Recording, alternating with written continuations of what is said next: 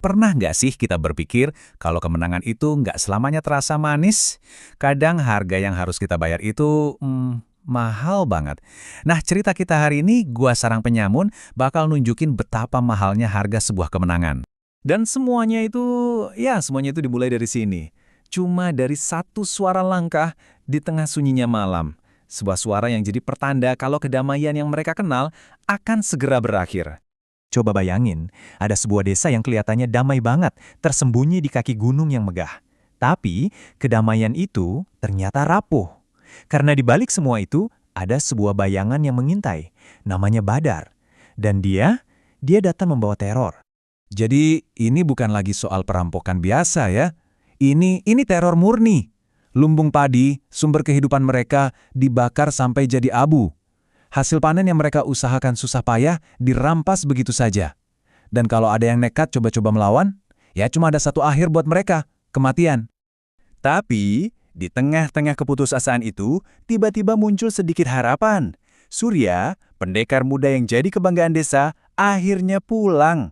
Nah, di sampingnya ada Sarti, seorang wanita yang dikenal sangat bijaksana. Bisa dibilang, nasib seluruh desa sekarang ada di tangan mereka berdua. Sarti ini firasatnya tajam banget. Dia langsung merasa ada yang nggak beres. Dia pun berbisik pada Surya, ini bukan perampok biasa loh, jangan gegabah, jangan bertindak sendirian. Sebuah peringatan yang tulus yang lahir dari rasa peduli. Tapi ya, namanya juga anak muda berjiwa pahlawan kan? Api semangat di dada Surya itu udah nggak bisa ditahan lagi. Dia udah nggak tega melihat warganya menderita terus-menerus. Kesabarannya habis. Pokoknya dia harus turun tangan, nggak peduli apapun resikonya. Dan inilah awal mula dari kekalahan pertamanya. Jadi, malam itu, saat gerombolan penyamun datang lagi, mereka kaget. Di tengah jalan ada yang berbeda. Ada satu orang berdiri tegak menghadang mereka, sendirian. Ya, itu Surya. Dia sudah siap. Dan pertarungan pun dimulai. Wah, Surya ini gerakannya lincah banget, seperti badai. Pedangnya seolah menari, menebas ke sana kemari. 1, 2, para penyamun itu tumbang. Warga desa yang mengintip dari jendela mulai merasa harapan mereka tumbuh lagi. Tapi tiba-tiba semuanya berhenti. Para penyamun yang tersisa mendadak mundur seolah memberi jalan. Dan dari kegelapan muncul satu sosok tinggi besar, Badar. Auranya saja sudah cukup untuk membuat suasana jadi tegang dan dingin. Semua jurus-jurus keren yang tadi Surya pakai, tiba-tiba seperti nggak ada gunanya. Gerakan Badar itu beda. Nggak ada indahnya sama sekali, tapi efisien dan brutal. Hanya kekuatan murni. Serangan Surya dipatahkan begitu saja. Cepat, keras, tanpa ampun. Dan Surya kalah. Pahlawan harapan desa itu terkapar di tanah. Parahnya lagi, ini bukan di tempat sepi. Ini di tengah-tengah desa, di depan semua mata warga yang berharap padanya.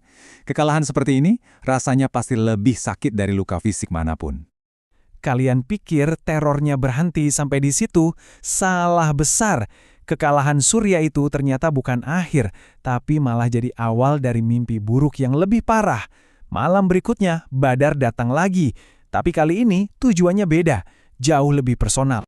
Mereka nggak peduli lagi sama lumbung atau panen. Tidak, serangan kali ini sangat terarah. Mereka datang untuk Sarti.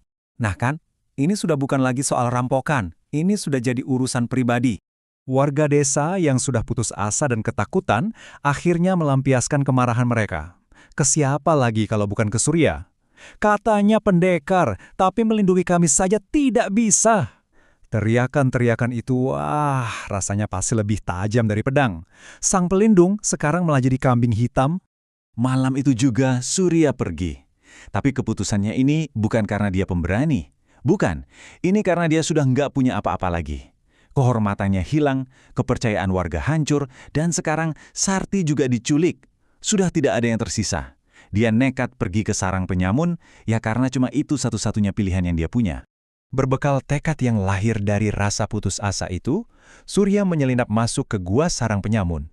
Dan di dalam kegelapan inilah, pertarungan yang sesungguhnya bakal terjadi. Pertarungan yang akan membawanya ke sebuah pilihan, hidup atau mati. Nah, kali ini, Surya belajar dari kesalahannya.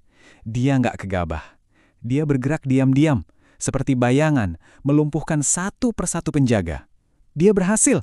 Kurungannya terbuka, Sarti dan tawanan lain bebas. Kemenangan sudah di depan mata.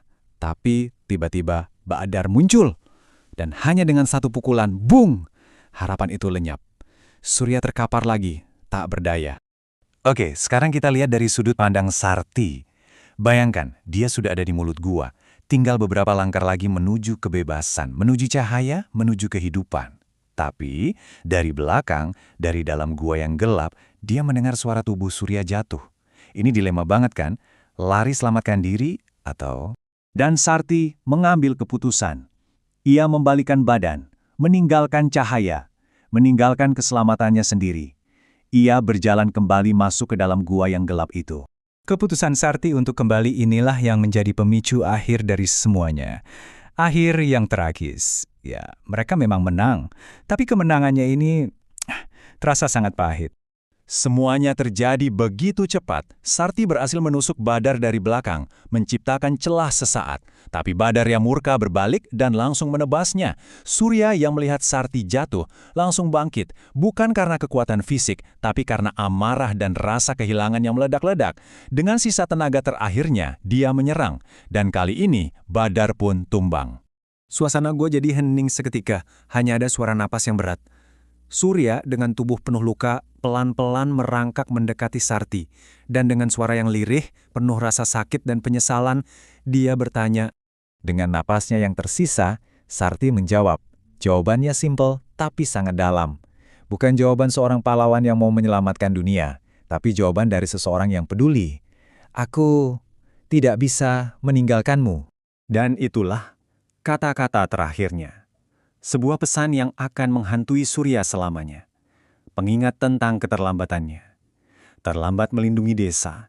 Dan yang paling fatal, terlambat menyadari arti pengorbanan Sarti. Jadi ya, desa memang selamat. Penjahatnya sudah kalah. Tapi Surya, dia berdiri sendirian di tengah kemenangan yang terasa kosong, sunyi, hampa. Nah, kisah ini meninggalkan kita semua dengan satu pertanyaan yang dalam banget. Apa artinya sebuah kemenangan jika harga yang harus dibayar adalah segalanya?